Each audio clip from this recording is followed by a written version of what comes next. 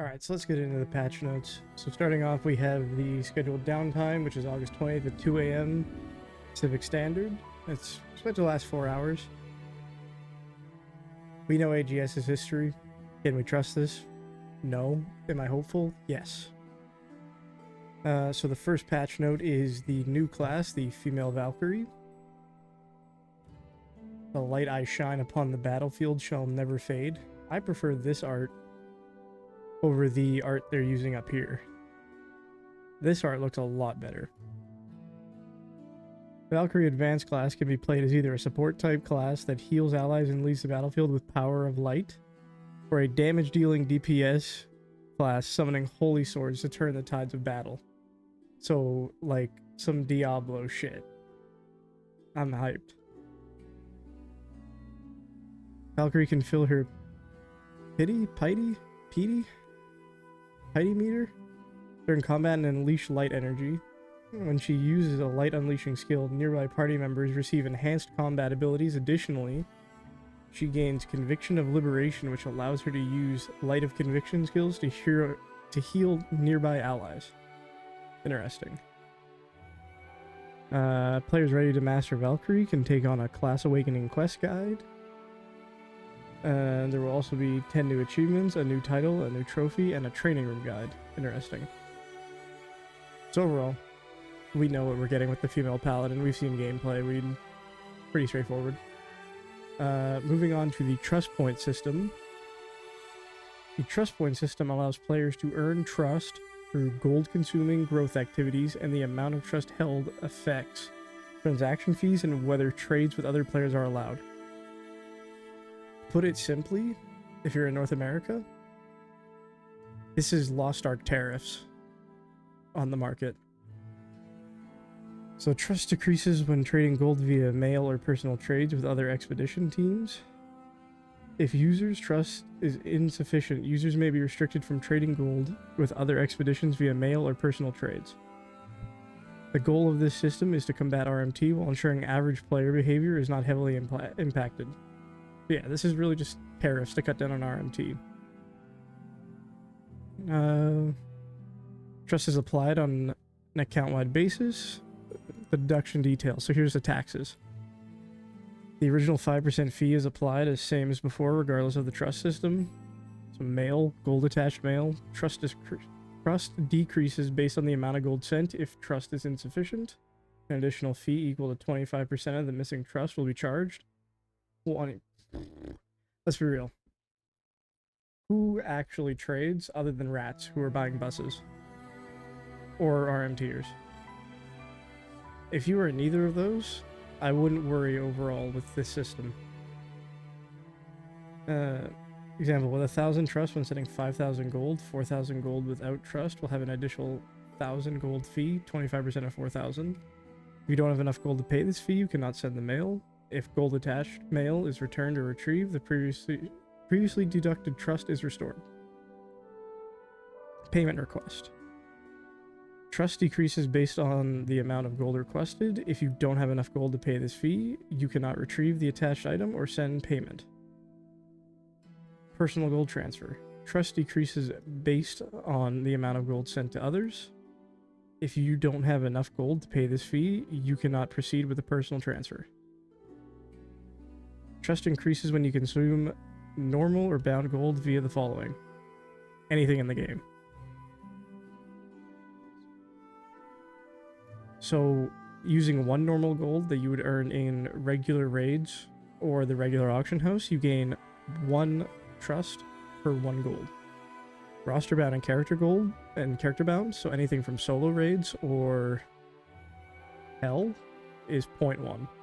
So you'd have to spend 10 gold to earn 1 as to 1-to-1. Changes to the market/auction due to trust point system. This looks like a lot of mumbo jumbo for someone who doesn't auction shark. Market and auction.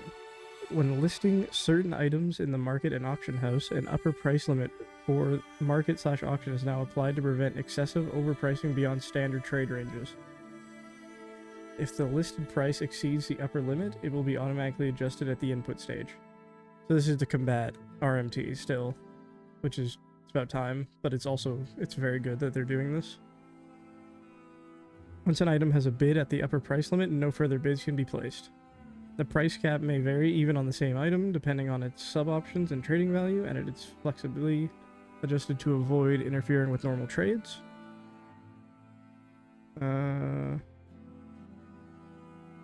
Listing counts are consumed at the time of registration and are refunded even if the item expires or is cancelled. Maximum listings per day, 100 market items, 50 auction items.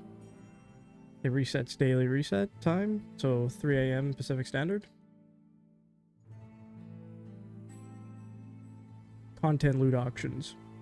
The upper price limit system has also been applied to the content loot auctions. Items that appear via loot auction now have a price cap set at 1000% of the average winning bid over the past 7 days. Example, if an item had a 7-day average bid of 100 gold, the cap is set to 1000 gold. If you cannot place a bid above the cap.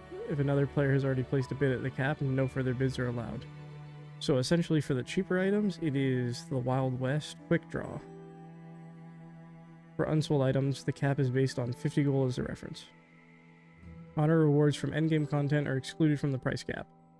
Honor rewards refer to special items awarded from endgame content. Example, the MVP background, Dreamlike Aparion from Kazros Raid Act 2. So, like, Brel MVP, Wings, Trails. Essentially those items. Change in fee application on loot auctions. Before, fees applied only to winning bids over 100,000 gold. Now fees apply to the entire winning bid amount. The following guaranteed loot drops from tier 3 endgame content have been removed.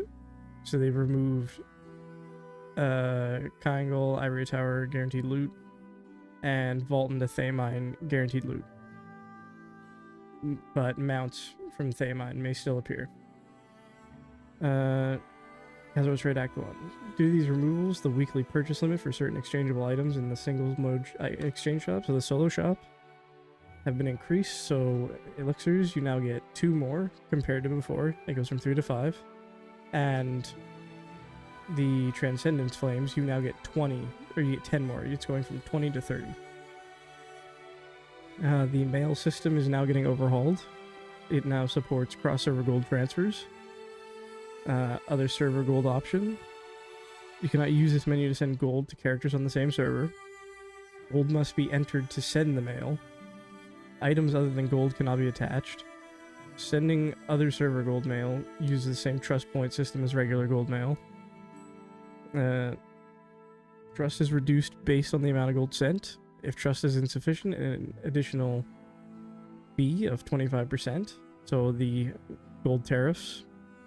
If there isn't enough gold to cover the additional fee, it cannot be sent. So overall, a lot of changes to prevent RMT, which I'm perfectly fine with. So next we have the changes to the Ebony Cube. This change will double the gems provided by the Ebony Cube and reduce the cube ticket drop rate by 50%. It's not a bad trade. In all places, including the guild shop and dispatches. We think this change will make Ebony Cube more exciting to play and will also help decrease the amount of homework content with the addition of Paradise. Ebony tickets in players' inventories will be exchanged at a 2-to-1 ratio to reflect the upcoming changes. That I don't like. I'm not a fan of that, but is what it is.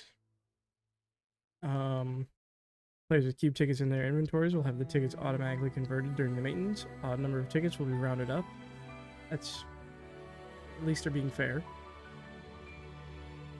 T4 tickets in the cube selection chest across the roster and various storage will be converted into a fragment. At an exchange vendor, 2 fragments can be exchanged for an Ebony Cube ticket. That's interesting. Please note that the cube changes only apply to tier 4. Here's the sad news. While it was previously announced that the Ebony Cube would include double rewards, so we thought double leap stones, we had an unfortunate misunderstanding regarding the specific of double rewards, which applied to the game rewards. So, double juicers, double leap stones, not happening. But now, we can exchange Ebony Cube tickets or Hell keys. So if you prefer doing Hell over the Cube, this is the update for you. So here is the full exchange rate. So 2 first unlocks get you 1/1640 rare. 3 first unlocks gets you a 1640 epic. And 5 first unlocks gets you a 1640 legendary. And it's the same amount going up each level for your rewards. So additional updates. The Prestige Shop. This is long overdue, but I'm finally glad it's happening. We're adding the Prestige Shop, which provides bonus items from in-game purchases. It will include a variety of prestige items available, including special skins, MVP background, and smaller items that are useful in your journey throughout Arcasia. Check out the full list of in-game after the update releases. The Prestige Shop will provide 10% of royal crystals spent in-game as prestige points. We love PP. Which can be exchanged for a variety of rewards in the Prestige Shop. It is important to note that prestige points are not awarded for Steam DLC or microtransaction items, or for items purchased with crystals. This will also retroactively apply to past Royal Crystal expenditures. I'm not smart. Players in merge regions will have all their points from after the merge available immediately upon the launch at the shop, but there will be a slight delay for receiving some points from before the merge for players that originally played in a region that was merged into one. No worries, they're not missing, and they will arrive as soon as possible. Overall, a W. Mount Summon Motion. Added a new Mount Summon menu. What does that mean? I mean, the old one was kind of bland. If they could do something like WoW, that would be interesting. Paradise. Players can now access the Paradise Exchange through the Paradise UI. Finally. Paradise will have its own guide. Nice. Added warning text to Paradise items that show they will be deleted after Season 1. I didn't know that, so it's glad they're adding this. Added warning text on the orb items that will explain how their special effect values vary based on highest Paradise power achieved in the season. The skill effect of Sacred Spear release and Wave Providence Orbs has been reduced. They nerfed them. Darn. Hyper Awakening in Tier 3. Players will be able to learn the Hyper Awakening and Hyper Awakening skills in T3 once they reach item level 1540. So they're just adding more Arc Passive to Tier 3. Overall, not bad. So here we go. Here's the real juice. The events. So, the Rise of the Valkyrie event. Players can select a single character between the item level of 1640 to 1681 to receive rewards from August 20th to November 15th. It can be paired with the Mokoko Challenge Express or activated on another character. Key details. The event target item is 1640 to below 1681. Can start the event. Honing support effects will be provided from 1660 to 1680. Item level rewards will be provided for 1640, 1650, 1660, 1670, 1680. Players can earn the item level 1680 complete rewards, and the chest will contain the 1690 and 1700 rewards chests. Challenge missions will include clearing Aegir and Brel. So I believe that's gold, if we're going off of the Russian photo. I believe that's just gold earned for both. Rewards will include an assortment of honing materials and other progression materials. One notable reward will be 4 bound tier 4 level 7 gems. That is big for new players because gems are hard to get. So pair those with the new level 6s or level 5s, whichever they are, that they just put out in the solo shop. That is great. New power pass. You can stack it. They have different expiration dates. The Maharaka Festival, new quest, Golden Frog. So a limited time event gold shop will run from August 20th to September 17th. That allows players to exchange gold, excluding bound gold, for valuable materials including honing materials, relic and legendary engravings, card packs, and more. Players can purchase random chest packs that yield Golden Frog tokens, which can be redeemed for additional items. It's gambling. Full disclaimer. You are not guaranteed relic selectors. So if you go in with the full mindset that you will get one and you get rinsed by the Golden Frog dealer, then you're going to be disappointed and you're going to be upset. So this is a full disclaimer. One of these is guaranteed, but it's completely random. So the rewards you can get is a relic engraving selector, accessory shards, engravings, like lots of engravings. It's all random. New skins, the Valkyrie launch skins. Not bad. I like the white better. I like the crown. The swords are cool. Oh shit. Can I get both? I like the black better, low key. I don't really like the red. The red is weird to me. Civil Guard maintained both justice and style throughout Arkesia with the Civil Guard skin. I don't think anyone's gonna really be buying those. New hairstyles, both are nice. Balance patch. I'm not gonna go fully into these because it's a lot. Is it? No, it's not. Okay. It's only supports. Paladin skills. Dash slash, increase base movement speed of dash slash by 10%.